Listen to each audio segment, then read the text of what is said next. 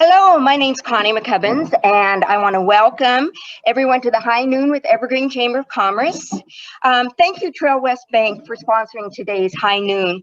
This is the second in a series of presentations focusing on the influx of people in the Flathead Valley. So today, our speakers will be Dr. Lori Barron, Superintendent of Evergreen District number 50, and Andy Maheras, Superintendent of Helena Flats School, District number 15. So a little bit about our presenters. Dr. Lori Barron is in her 25th year in education, serving as a high school English teacher, a middle school assistant principal, and 9 years as a middle school principal. Since 2013, she has served as the superintendent of the Evergreen School District. Dr. Barron holds a bachelor's degree in English education from the University of Georgia, a master's degree in supervision and administration from the University of West Georgia. She holds a national superintendent certification and is a national board certified teacher. She's also the 2018 School Administrators of Montana G.V. Erickson Award recipient, given to a member who has made the greatest contribution to the betterment of education in Montana. And she was named the 2019 Empowered Superintendent of the Year by the Montana Education Technologies GIS Association and is the 2021 Montana Superintendent of the Year. Andy Maheras was born in Alaska and grew up in Billings, graduating from senior high school in Billings. Attended Whitman College in Walla Walla, Washington for his bachelor's degree, and Walla Walla University, Washington State University, and the University of Montana for master's degrees and administrative certification and licensure. Prior to his career in education, Andy served in law enforcement and corrections for the state of Washington, as well as a mental health therapist for the Children's Home Society of Washington. This is his 20th year in education, with 10 as an administrator. He has worked at all levels of education, primary, middle, and high school.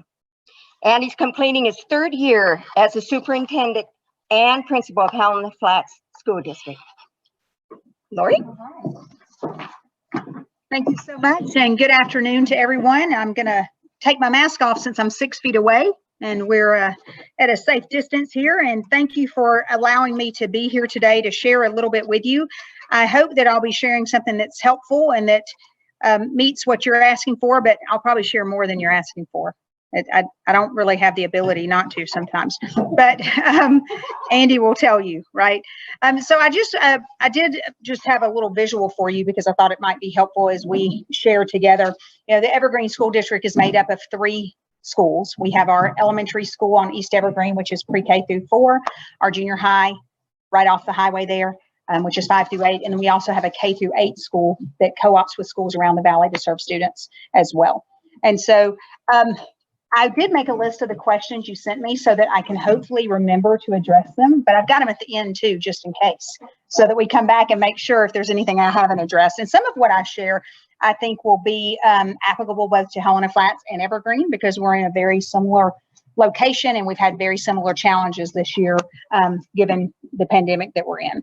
But I thought I would just quickly show you, I'm not going to go over all these, but one of the things that I thought was interesting is you can see our numbers for our enrollment. We started this year with 660 students, which is down for us. We are the 44th largest school district in the state of Montana out of over 400 districts, which, so by Montana standards, Evergreen is considered a large district, right? We're the 3rd largest K-8 district in the state.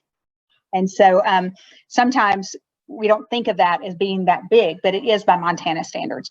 And we're the 2nd largest K-8 district in the Flathead Valley, but our enrollment is down 36 students this year. And as you know, schools are funded based on student enrollment. And so we are facing a funding deficit that we're very concerned about. And if you look at right now, I did April, same numbers, and you'll see we're already up 24 students, which are the 26 we lost for funding. I mean, we lost 36 for funding. We're already up 24, but won't be funded on those. Because the way the funding mechanism goes, we average our October and February, even if enrollment goes up later, you know, so we are seeing enrollment start to pick back up, but we'll still have a strong deficit for our enrollment funding. This I thought was one of the most interesting slides with numbers, and it compares the last year to year. And so I'm not, for my friends online, I hope I'm still here, but you can see fall of 19, we had 699 students. Spring, at start of pandemic, we had 707. So our average was 703 last year. We started the fall at 660. So you can see we ended with 707 and picked up with 660. That was a big drop for us, right? We were staffed for 707. We had planned it, and then we only had 660 come in. Now we're at 684, right? With our average of 674. And so that funding average won't change because October and February have already come and gone. And so this is just how our preschool numbers are in here too, and those don't count for funding. So the second line is our funding enrollment. So we ended last year with 686, and right now we're at 661 when you talk about funding enrollment, right? A big change for us, and I think that Andy has seen the same thing in Helena Flats, is homeschool. That is where a big piece of this pandemic has hit. The irony is you can't get in the valley right now if you try.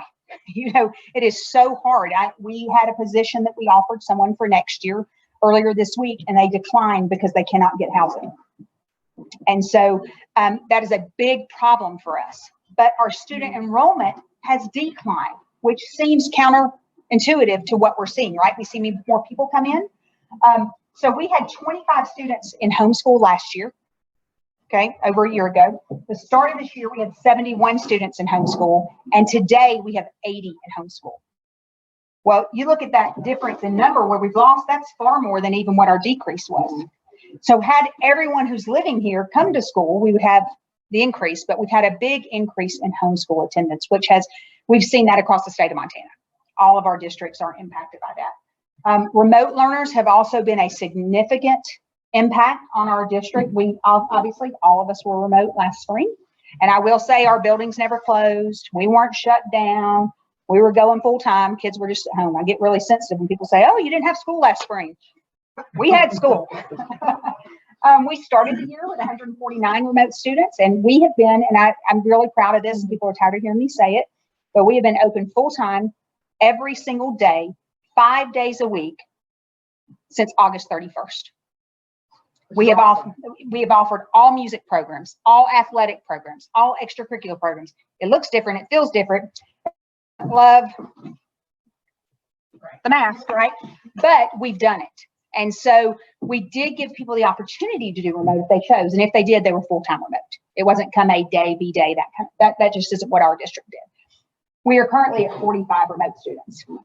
So you can see we opened the year with 149 learning from home, and over 100 of those are back on campus. And so we're really pleased with the mitigation efforts we've had.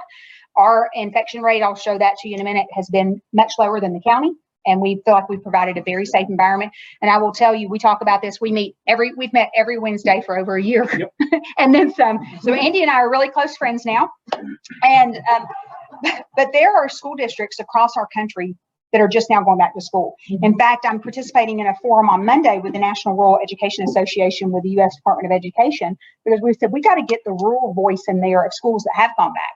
The national narrative is, how do we get kids back in school? How do we make schools safe? What are we going to do? We've been doing it, right? So talk to us. We've had kids in school safely. And so we feel very fortunate that our kids have had academics, athletics, social, emotional health, friendships, recess, physical activity since the beginning of school. We know that is not necessarily the same across our country right now. So, and this is just that funding chart, way too long to read, obviously, but you can see, if you can just look at the bars, a big dip this year. That's the enrollment dip, which translates to a funding dip, right? So you can see from last year to this year, you can see, and we're funded off of this low number will fund next year. And so that's where we're anticipating a deficit in our funding for next year, because enrollment is how we are funded, right? On a per pupil basis. And so this is just our historical. So you can kind of see the historical enrollment in Evergreen. We're at our lowest ever. And well, ever is not the right word. I have data since 1987.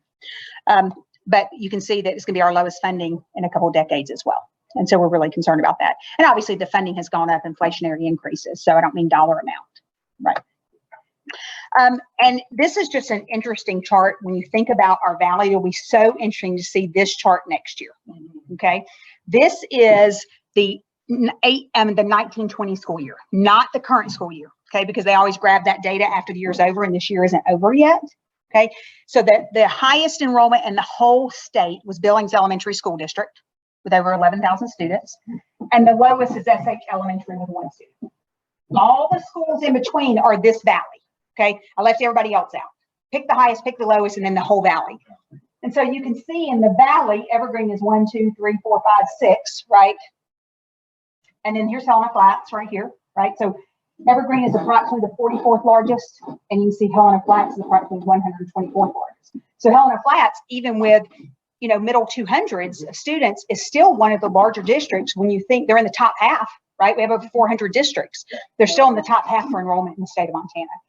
This is going to be a very interesting chart come fall to see what this current year looks like, right? When all that data pulls and we're able to look and see what the shift is, that'll be very interesting. Another very interesting thing for Evergreen is we are landlocked, right? We are only 3 miles wide geographically. I keep saying I'm going to do this and I haven't yet, but I'm going to research one day. My hypothesis is that we are probably the most, if not one of the most densely populated school districts in the state of Montana. Oh, yeah. Right. When you talk about almost 700 kids in 3 miles, Right. I mean, we have places that it feels like 700 miles with 3 kids, right? So we're very densely populated, but we don't have the space to grow. We can only go up, right? Our land in that 3 miles is already in use for the most part. So our enrollment, we don't expect, like our colleague school, for example, West Valley, we've always been larger than West Valley until this year.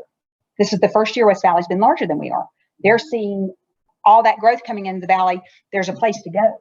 So even with increased growth, when you talk about homeschool and you talk about there's not additional housing inside the 3 mile radius that determines if you're in the Evergreen School District, we don't anticipate that huge impact, that huge influx of people in the valley to have a significant direct impact on us.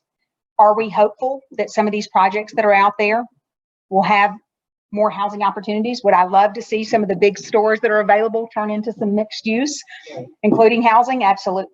But we are very unique in that we are landlocked. So as people come into the valley, we're not going to have that same opportunity that some of our colleague districts are going to have, if that makes sense. As we talk about COVID, and I know I'm jumping from one thing to another, and you can't necessarily read this, but you can see the line, right? This is September 5th, when we first started calculating county COVID cases because we returned to school and our districts kept up with it. You can see September 12th, there were 133 COVID cases in the county. Okay. We hit our spike at November 21st with 1,053 cases. We went down, beautiful.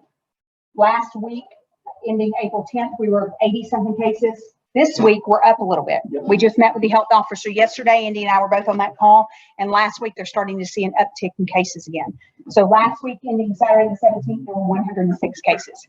Still lower than we started calculating in September, right?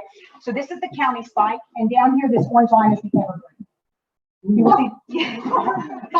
see the highest number we ever had. Yes, especially if you get close. This is called mitigation factors at work. This is not accidental.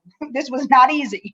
But you can see our highest, we had 1, 2, 3 different weeks where we had 6 cases, and that includes staff and students. That's about 1,000 people, right? When you take staff, students, temporary employees, things of that nature, maybe 900 people. Our highest was 6 people 3 times in a week. This is leadership. So I will tell you, and it starts with our board of trustees. They have been phenomenal, and they have been very committed to do whatever it takes to stay open. And so we have not, knock on wood, please don't let me pay for this later, but we've not closed one day this school year for COVID-related reasons. Now, we had kids on remote because they chose it, but we did not have to one day send our district or a class or a school to remote. We were very close, very close. And you can see these are our other mitigation things. So this is number of positive cases, which is what I just shared with you in a different format. But you can see the current, and we do it Saturday to Saturday. So this is updated through last Saturday. You can see last Saturday, 0 cases, 0, 0, 0, 0, 0. We've not had a COVID case in our district in 5 weeks. And so we feel really good about that. Are we all COVID tired? Is it hard to keep the mitigation efforts up? Yes. Is it working? Yes. Are we still open? Yes, right. And then this is our actual quarantine. This is what nearly did us in, right? It was quarantine. People, we thought for sure we were going to have to close because we didn't have subs because we had people on quarantine. Whether they were infected with COVID or not, a lot of people were quarantined for close contacts. Although we were not able to trace any close contact quarantines back to the district because we are doing 6 feet when we can't, 6 feet all the time with staff, and we're trying as much as we can with students, even though we know we're not keeping all students 6 feet apart. I would not pretend we are, right? Right now, knock on wood again, on Tuesday of this week, so this is Thursday, we had our first day of the year, which would have been April 20th, where we had no quarantines in the district. Wow. This was through last Saturday. It took us till April 20th to get to no quarantines in the district. We could have one right now, but on Tuesday we did not. So this is, to me, this kind of really gets back to what you asked me about impact. We're in fourth quarter. That should not say fourth quarter. I was typing fast. That should say change. So I apologize for that error. Because we don't have our fourth quarter data yet because we're in it. But you can see quarantines, that second quarter, which included November, and students sent home, substitutes needed. Second quarter was our biggest stress on our resources in the district. However, you can see from the highest number, so for example, in this first one, 172 to 54, high to low, we've had a 69% decrease in quarantines. We've had a 81% decrease in the number of students sent home with COVID-like symptoms. And we've had an 86 decrease in substitutes needed for COVID reasons. We need subs for other reasons, but for COVID reasons. So what we're seeing is that mitigation efforts are working. And so we have 7 weeks of school left, 6.5. We can just get to the end and then take a breath and try and say, let's start the summer and next year with fewer restrictions, right? That's our goal as superintendents in the Valley. I won't speak for other districts, but I know that's our goal. And Andy and I have talked about that a good deal as well. And so right now we are seeing mitigation efforts work. And we want to be able to stay open for the rest of the year. We'd like to give our kids the full school year without having to take a day off if we can. And then I go to kind of what you asked me, those impacts, right? And I'm seeing, and I think that these are identical to right? what we have. I mean, the only other thing that we don't have up there is just staffing, not being able to get staff. Well, and here's our problem, and we're sitting in the same boat. We have a decrease in enrollment, right? A lot of kids doing homeschool. Kids moved because they can learn from anywhere, right? They weren't attached to where they were. We're going to see a significant increase in federal funding over the next 3 years. If you're watching the news, you see we're going to have elementary and secondary education emergency relief funding coming in, right? A significant amount. And people sometimes equate, you're getting more money. What do you mean you have less? And anybody in business would know you can't use one fund determined for one thing to cover another fund sometimes, right? There are stipulations with those. And I would jump in and add to that the federal funding dollars that are coming due have some pretty significant restrictions of what you can and can't spend them on, to the point that they say you get X amount of dollars, 30% of this goes here, 20% goes there, 5% goes there, and it won't necessarily help our general fund. Correct. And that's where staffing it comes out. That's the stress, right? We need these staff to take care of students, but we're going to have a decrease in funding. The increase is for things related to COVID. It's not just to run your school district. We have to run the school district anyway, right? And so that's a big stress for us. So the public perception of you got all this money coming in versus the reality of not in the general fund, right? Two different sources. This big one, and you kind of hit it, Andy, this is so difficult. Finding staffing that are available, and then if they're available, you get the person who can get somewhere affordable to live, is a huge impact. I mentioned earlier before we started, we had we offered a position to someone this week. We were going to recommend them to the board, and they turned us down because they were afraid they wouldn't be able to find housing. And so it's going to cause a significant impact on our workforce. And I know businesses across our Evergreen community and the Valley are feeling that too. Schools are not immune. I would extend that to not just the workforce, but by not being able to get quality staff to come to your district, it's a direct impact to students. Yeah. I mean, it's significant. And so the irony is a lot of your questions were, what about the influx of people coming in, right? How do you serve them if you can't maintain staffing? Or if parents have chosen for homeschool, which they have every right to do, and we respect that, they're not coming into your school even if they came into the Valley. Right. Or with us, landlocked 3 miles, nowhere to build. right? So sometimes something looks one way. Here come all these kids. You'll be overflowing.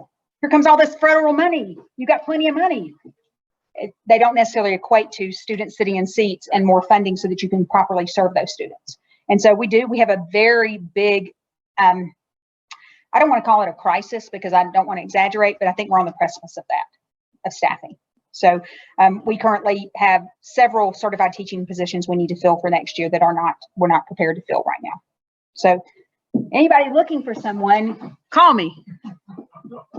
So if you have places for rent, don't tell anybody but me. Yeah. Right? All right, we'll tell Andy. Yeah. Okay.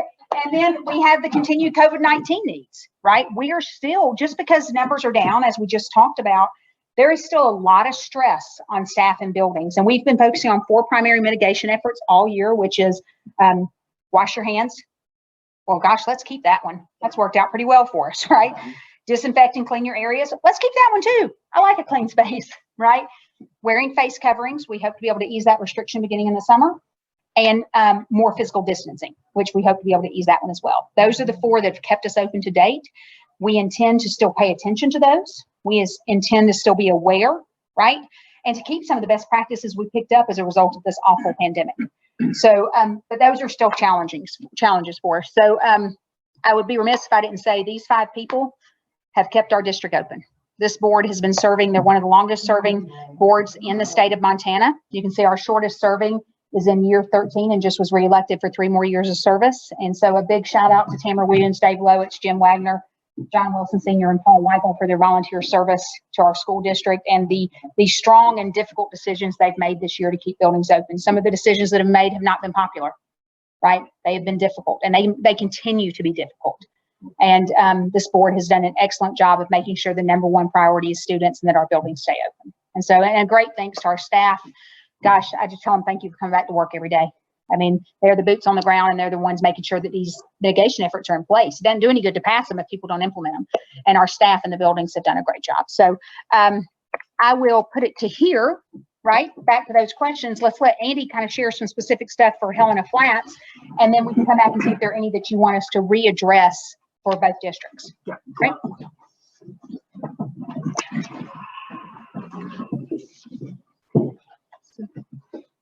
I'm hoping you're looking at more than just my tie. I'm a little bit shorter than Dr. Barron.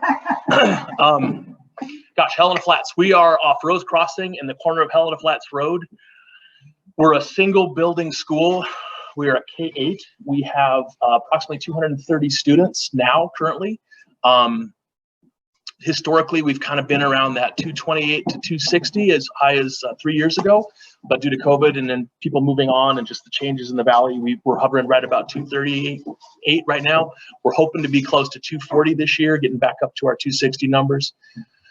Our impact on homeschool was less than Evergreen. However, we ended up with approximately 10 students that went remote for the entire year. We're now back to only having about 5, so we've cut that number in half. We historically have had steady, slow growth, but we're down. We have a significant reduction in funding next year as well, which is going to be a big challenge. I know Dr. Barron talked about the ESSER funding that's coming from the feds, but as I mentioned earlier, there's a lot of restrictions placed on what you can or can't spend that money on. That's going to be a challenge as we move forward. A couple of the things I'll highlight, Dr. Barron covered, because we share a very similar demographic, we actually share students back and forth. Our issues are very similar to Evergreen's issues, albeit slightly less population of free and reduced lunch or those kids impacted by socioeconomic status, that type of thing. We have a little less. Evergreen has significantly more.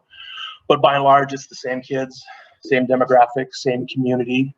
We are a little more rural. We are not landlocked, but we're just down the road, not more than 2 miles. And we share a lot of similar issues with that. A couple of things that Dr. Barron mentioned regarding our valley and the work that we did here in the Flathead specifically about trying to keep schools open. We opened hybrid. So we had an A-B rotation at the start of the year for about a month. We had half our students on Monday, Tuesday, the other half Thursday, Friday, with Wednesday a day to sanitize in between. We extended that. The board opted to go that route for reopening.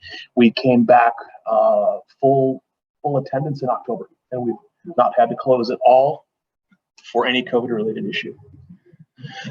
We've had approximately cases, which again, they were not transmitted within the school.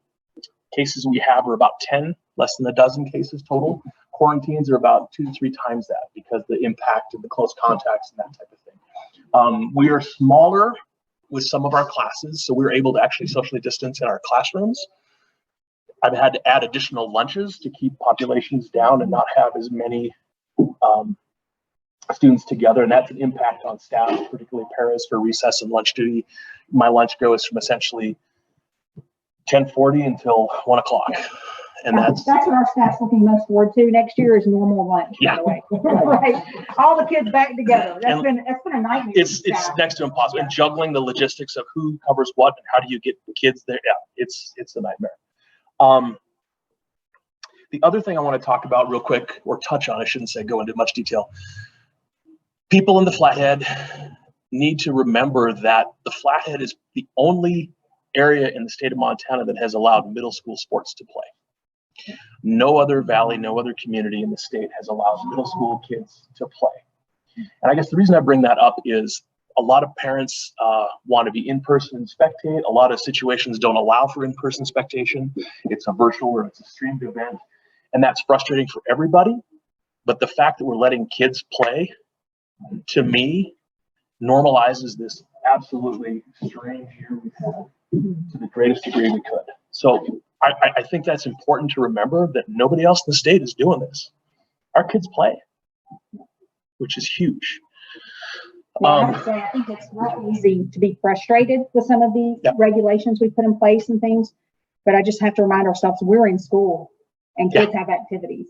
And so I'd much rather that than not be in school. And so we're real close to the end. Everybody just hold on. Yeah. I wear a few more hats than Dr. Barron, so I didn't have an opportunity or time specifically to come up with as good a presentation as she does. Yes, but I was busy relaxing. yes, Dr. Barron, the district there has a board administration. I wear the whole hat. I wear all of it. So a lot of balls in the air, a lot of hats to wear, a lot of juggling. And I do rely on Dr. Barron a lot for questions, bouncing off ideas. Hey, I got this. What do you think? And we go back and forth on that, which is great. I don't have a ton of numbers to specifically throw at you, but our impact on your questions about the influx. I mean, I can't stress enough the concern I have over housing and finding qualified staff. I'm finding myself, when I'm going through the interview process, not being able to consider the best candidate because they're not from the valley. So I find myself second guessing, this is the best candidate. Do I offer them the position, or do I skip offering them position because I know this other person who may be 2 or 3 down the list lives locally? And that's a frustrating place to be when my whole purpose for doing what I do is trying to figure out what's best for kids. That drives every decision I make. And when I can't make the decisions on what's best for kids because of something I can't control, it's extremely nerve-wracking and very frustrating. We talked as a Northwest Mass team, all the superintendents yesterday. What do we do? How do we do it? And districts aren't in a place to create housing. That's not our role. It's not our job. And we talk about it, and we just ended up sitting there going, well, I don't know what to do. So we're stuck. And I know that's not just us. I know that's other businesses in the valley as well. But it's a serious concern. Affordable housing is huge. I would say for us, aside from the budget impact and the lack of quality staff, I don't know who's coming back next year. I have a guess, but coming up with our demographic for who's going to be returning, we have less students that have gone remote in the valley-wide. Homeschool students increased by 1,000 students valley-wide. That's a huge increase. So those 1,000 students may stay remote. They may come back. We really don't know. And then we had over 35,000 families move into the valley this last year. They don't register necessarily right away because they may have moved, but they've taught remote or educated themselves remotely from wherever they came from. Mm-hmm. So when August hits, I'm looking at potential overloads in a lot of classes, and I don't know how we're going to adjust that with staffing because of the housing issues and all the other things. The other thing that's interesting this year is the state is not allowing districts to do a budget amendment if our population increases, we have more enrollment. Typically, we're allowed to say, hey, we targeted for 240, we actually have 260. We could do a budget amendment that would help fund the general fund. We're not allowed to do that this year. The state has decided that the federal funds, which I said earlier are already earmarked, Right. are where you have to cover that. But we can't cover that because they're not all general fund. So that juggling is going to be a headache. So I'm worried about overloads. We can't hire teachers if we don't have students. So it's this chicken and egg thing. Yeah, I would say I welcome the overload. Bring them. Yeah. I'll But- figure it out. Bring them. Right. I will say another thing that we talked about is, you know, right now families have had the understandable and deserving choice of whether or not to go remote in their districts. And I don't know that all districts will offer remote next year, right? It was a necessity this year to do it. I'm not sure that all districts will be offering remote next year. And so as Andy has noted, someone may be used to, I had this, or I want this, or I moved here, but was still remote at my out of state district and I'm coming here. So there's a lot of unknowns as to not only our enrollment, but also what those students' families' expectations will be for services, because I anticipate several districts won't provide remote next year. We haven't decided if we are or not. Our goal is to provide all on-site instruction next year. As is ours. Yeah. You know, I think the other piece when we talk about students coming from remote environments on a logistical basis, when we go for records requests, we really don't know what we're getting, because this whole year, how much service did they get? Did they not get services? It's any new students we have will be a big question mark until we can figure out and assess what they need and what they're capable of. I guess I'll open it up to further questions if you want us to come back to, or and I guess I could touch on, I think we've adapted very well. I would say working with Lori and the rest of the Northwest Mass team, we've been so flexible with staffing, so flexible with how we're trying to do what's best for kids, that we've been relatively successful in that. I think our adaptability and flexibility is one of the things that our collegial districts have, as do we, and that's the main reason we've been in school. People have all kind of taken on extra loads this year, but I would say that the constant low-grade stressor of cortisol burning straight all year for students and staff is wearing. Everyone's been under stress. It just has become our norm. And I've really worked hard, I know Lori has as well, trying to help staff have grace with each other and give kids a break. One of the things that I've had to remind staff of actually this week, we haven't been here in a school year in 2 years. This time last year, we were out of school remotely for a month and a half already. So kids are antsy, staff are antsy. They don't have that academic endurance that we typically have. So they're all kind of, what are we doing? We're in school. What are we, you know, it's a good reminder to keep people aware that, hey, we haven't been here in a couple of years. Breathe, take your time. We'll get through it. Everything we've done in the Flathead, I believe strongly, is light years ahead of other states, other parts of the county, and other parts of our state. And I would say a big success factor for Evergreen and Helena Flats, and I think the other 17 public school districts in our state, and we've actually had some private schools working on this as well, is consistency. We have met together almost weekly for the past 13 months, including a lot of the summer, which we normally finish up in early May and we get back together in September. And so one of the things, while each district's board of trustees is independent and has its own local control, all of us have really used each other's skill sets and strengths and relied on others for our weaknesses to really offer a consistent offering to our families in the Valley. So while it may look a little different in Helena Flats to Evergreen to Kalispell to Fairmont Egan to Big Fork, right? Because each district has its own approach and its local control. A lot of what we've been able to do, we brainstormed together first. And, you know, we talked about it and we shared, hey, did you consider this pitfall? What about this benefit? And so it wasn't one person's knowledge and skills trying to get us through this. You know, we had, you know, a good 25 people every Wednesday for 13 months putting their heads together and saying, this is how we can best and most safely serve our students and staff in our community. And while we've each implemented it a little differently according to our board's wishes and local control, it's been the best use of collaboration and resources that I've seen in my professional career in 25 years. I couldn't emphasize that enough. I think we've, you know, it takes a village, and we've really used the village to get through this year. Do you have questions for us? Yeah. That we haven't answered? Because I don't know that we did a very good job with your questions, but we did reflect on them. And Yeah. we're up there, right? Yes. You mentioned that you had about a 35% increase in your district this past year. I'm assuming. 35 students. We're 238 right now.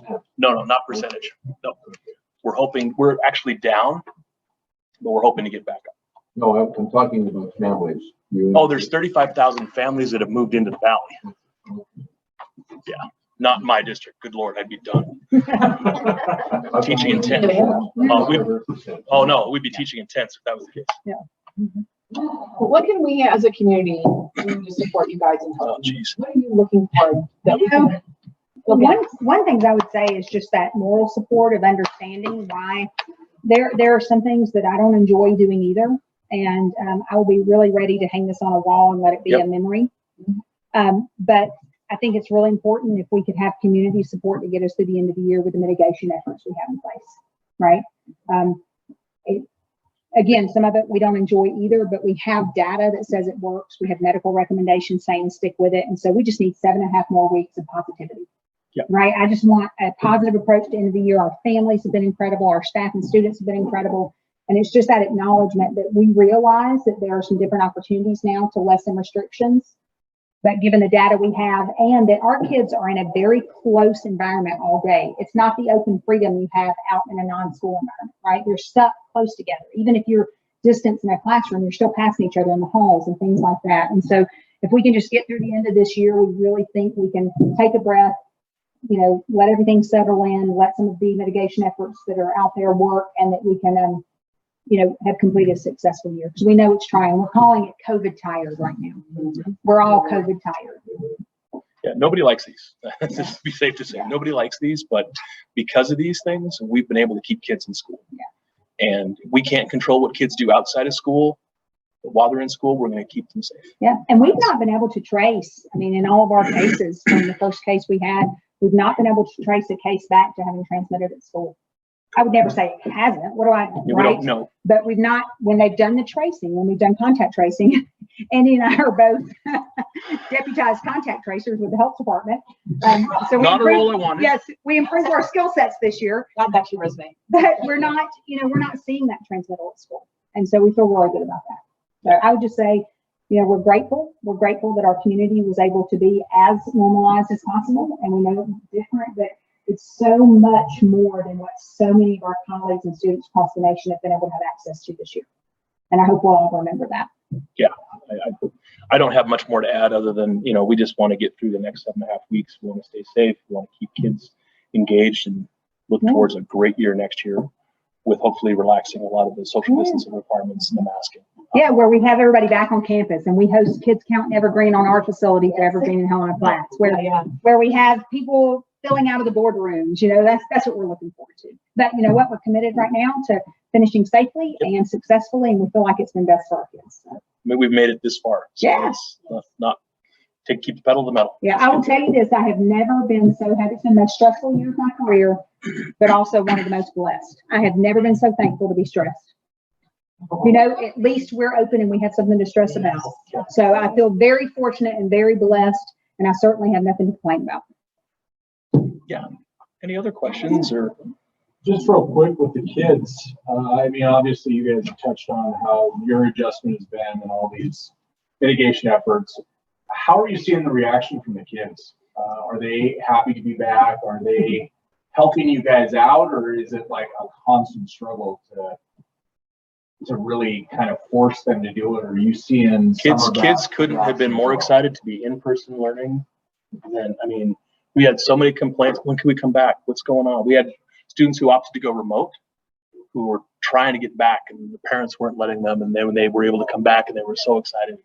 I would say that I think kids are excited to be in school. Yeah, I think for us, same thing. I mean, our staff and students have been really as close to 100% compliance as you can get. Lack of compliance has been, I forgot, not I'm disrespectful. right? You know, it's very easy to let your mask, you know, slip down like this and you don't, right? Or you scoot too close to talk to somebody and you forget and somebody has to push you back, or you forgot to wipe down your area. We have seen almost no disregard for the efforts. We've seen people forget, and we've all said, hey, let's all remind each other and let's do it in a kind and professional way. But as far as cooperation, we have seen excellent cooperation from staff and students. You know, and our families who come on campus, you know, we've limited people coming into the building for school purposes only, but our families who come on campus understand the expectations as well. And, you know, I think we've had excellent cooperation. And when you don't see what you might call compliance, someone forgot, someone fell short for a minute. It's not an attempt to be disrespectful, in my opinion. Not at all. I would say more of the, dare I go down this road? I think more of the pushback that we get as districts comes more from adults than it does from kids. Yeah, yes, I would agree. I've received far more concerns from parents who have a right to speak to their children, you know, than we do children. And, you know, the older the child, the easier it is for that mask to slip down. Yeah. Right. So you have to remind them a little more often. But we've been really pleased with the cooperation that people have put toward helping us stay open. I don't want to speak for Evergreen community, but I think overall, I know our community has been 100% behind us. Yeah, we feel really fortunate. Yep. So, you know, we're excited. Glad to be in school. We're in the middle of cross country season. We're, you know, another sport that we're having for kids. We've got band and chorus performances coming. We've got 8th grade promotion ceremonies coming. They're a little different, right? Yep. But we're still moving forward to have all of those celebrations and opportunities for our families and as we wrap up the year. Yep. Try to stay as normal as possible. Yep. All right. Thank you. Thank you.